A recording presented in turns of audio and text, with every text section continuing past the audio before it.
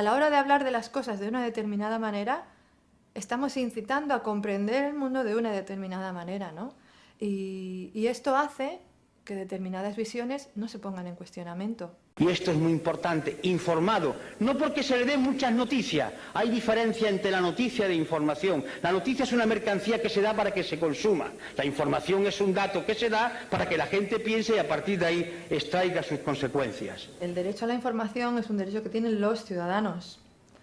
¿Cómo lo ejercen? Como un ciudadano no puede acceder a la información que está en todas las fuentes, en todas las instituciones, en todos los documentos, los medios de comunicación se supone que ejercen este derecho a la información para facilitárnoslo a los ciudadanos. Las garantías que tenemos cualquiera de nosotros de que alguien nos va a contar adecuadamente lo que está pasando en una huelga en Francia, lo que dice el contenido de la Constitución Europea o los orígenes de la guerra del Congo. El 80% de las informaciones que la radio y la televisión proporcionan a los ciudadanos en España se basa o se dedica a hablar sobre lo que la gente ha dicho.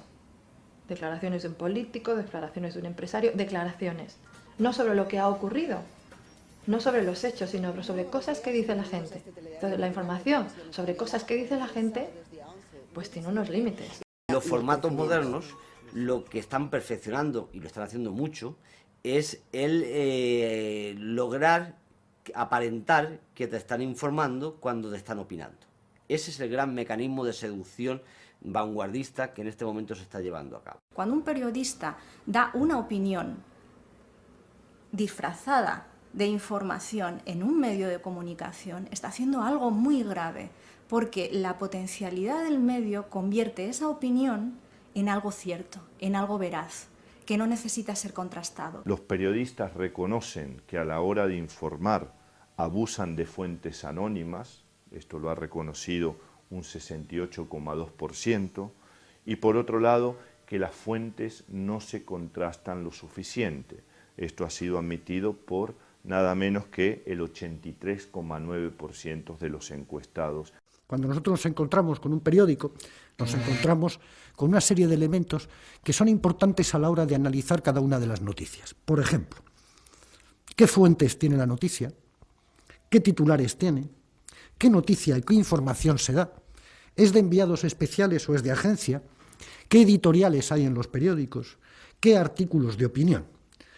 Por ejemplo, digamos respecto a las agencias que, sin irme muy lejos, entre los imperios mediáticos, Harsan, Murdoch, Berlusconi, Bertelsmann, más las agencias, AP y UPI en Estados Unidos, la Reuters en Inglaterra y France Press en Francia, controlan aproximadamente entre el 80 y el 85% de las noticias que se producen en el mundo y cómo se transmiten también. La noticia tiene que estar contrastada, que tiene que ser riguroso a la hora de elegir a las fuentes de las que va a extraer información sobre esa noticia, que tiene que ser plural a la hora de recoger entrevistas que confirmen o desmientan esa noticia. Son emporios de telecomunicaciones, de aseguradoras, de financieras, de bancos, de hidrocarburos, que tienen parte de sus inversiones en medios de comunicación, lo cual ya rompe hasta el modelo de economía de mercado de que tienen que ser rentables, hasta eso lo rompen, porque pueden seguir teniendo pérdidas siempre y cuando colaboren en el mantenimiento del modelo económico del cual se nutre esa empresa de hidrocarburos o esa empresa de telefonía, ¿no? Y que además trabaje por la buena imagen de ellos. Son grandes corporaciones multinacionales y agencias de publicidad las que controlan lo que ves, lo que oyes y lo que lees. Mostrar el entramado de los grandes medios, explicar las conexiones con la banca o ver sus relaciones con las grandes empresas no es tarea fácil, pero aún así, vamos a hacerlo. O al menos a intentarlo. Prisa es prácticamente propiedad de la banca y a su vez participa con un 18% en Mediaset, con un 50% en el Huffington Post y con un 74% en la cadena SER, la cual está asociada al grupo Godó, editor de La Vanguardia y propiedad del conde de Godó, un grande de España.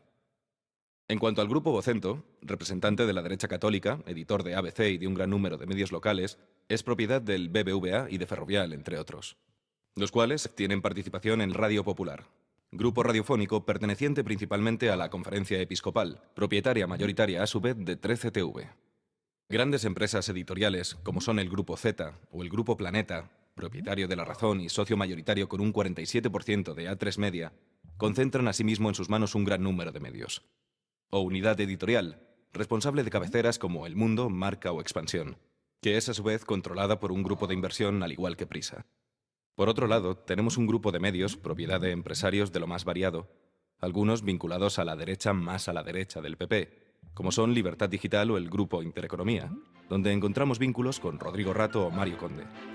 Los medios de comunicación nos puede dar la sensación de que son algo diferente al otro tipo de empresas, ¿no? En el mundo moderno, en el capitalismo, los medios de comunicación son parte del capital. No podemos decir que existen empresas que acumulan beneficios por un lado y que hay empresas mediáticas que se dedican a la información, al ocio, al entretenimiento, a la educación. No, forman parte de todo el sistema capitalista en el que esos medios de comunicación son grandes corporaciones. Es decir, son empresas cuyo objetivo fundamental es obtener beneficio, no es otro distinto al objetivo que puede tener una empresa de coches o un banco o una empresa de armas. En Estados Unidos, la Westinghouse compró CBS. CBS después se fusionó a Viacom y dio lugar a uno de los mayores conglomerados de comunicación a nivel mundial. En Europa podemos poner también el ejemplo de dos casos, de la Lagardère, que es una industria armamentística, o el grupo también Dassault, que es otra industria armamentística, metidas ambas empresas en los medios de comunicación. Solo por citar el caso de Lagardère edita el periódico Le Monde, y en el periódico Le Monde participa junto a Lagardère el grupo español Prisa. Si nos vamos a Italia, el grupo Fininvest de Berlusconi viene del mundo de la construcción y tiene que ver mucho con las aseguradoras, y tiene una ramificación que es Mediaset, una ramificación mediática que llega hasta España a través de Telecinco. En la misma Italia tenemos también, por ejemplo, el caso de Rizzoli Corriere della Sera, que es el máximo accionista de un grupo español como es Unidad Editorial, y Rizzoli Corriere della Sera está dominada por la banca italiana y por el grupo automovilístico Fiat. Los medios de comunicación, aunque para realizar su labor se hayan constituido en empresas, son herramientas que la sociedad tiene para cumplir un fin. El fin de que los ciudadanos manejen la información que les hace falta para poder ejercer sus derechos de ciudadano. Hay una retroalimentación entre elementos políticos, elemento económico y elemento mediático. Schiller lo decía muy bien también, ¿no? Los medios de comunicación son los brazos ejecutores del sistema, y es así como funcionan en la actualidad, aunque siempre se decoren con una maravillosa palabra que es pluralismo. Lo importante es que el ciudadano esté alerta, sepa que esto está ocurriendo, sepa que realmente no se cuenta todo lo que hay que contar, o sea que hay muchos silencios, hay muchísimos estereotipos, y que realmente hay que hacerse una, digamos, dieta de medios, igual que hemos aprendido lo que podemos comer y lo que no, y miramos los ingredientes del yogur y sabemos que las patatas fritas están reguladas, bueno, pues tenemos que hacer lo mismo con los medios, es decir, la información que recibimos, porque tenemos que pensar que siempre detrás de un mensaje pues hay alguien que lo envía, hay que preguntarse quién es ese alguien, por qué nos lo envía, para qué nos lo envía, por qué en ese momento. Es decir, que hay un trabajo. Manipulación, además, se considera manipulación cuando la víctima no es consciente de ella porque no puede defenderse. Cuando a ti te engaña, obviamente no te manipulan, porque eres capaz de darte cuenta de lo que están haciendo contigo. Cuando no eres capaz de darte cuenta es cuando lo llamamos manipulación. Hay algunos autores, como el propio Chomsky, que habla de los medios de comunicación como empresas del convencimiento. Es decir, tienen un gran objetivo y es convencernos a todos de que este es el mejor sistema posible y que nuestra forma de pensar y nuestra forma de actuar no entre en conflicto con la lógica general que hace que este sistema, el capitalismo, funcione. En esta sociedad de control, el control se ejerce a través de los 4 enormes poderes, es decir, el ejecutivo, un legislativo y judicial, y el control policial. El cuarto control es la televisión, es decir, la televisión junto con el resto de medios de comunicación que forman parte siempre de grandes consorcios o de grandes capitalistas que son los que financian y se benefician de estos medios de comunicación. El medio de comunicación sirve fundamentalmente para 3 cosas.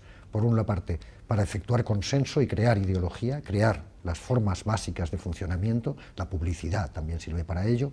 Por otra parte, distraer a la población de sus verdaderos problemas para tenerles ocupados en otras cosas que son normalmente innecesarias. Y por otra parte, para que yo pueda controlar la información que se da, tanto la que yo emito como la que yo oculto. Por lo tanto, ambos sistemas se complementan. La sociedad de control ayuda al medio de comunicación y la sociedad del medio de comunicación sirve a la sociedad de control.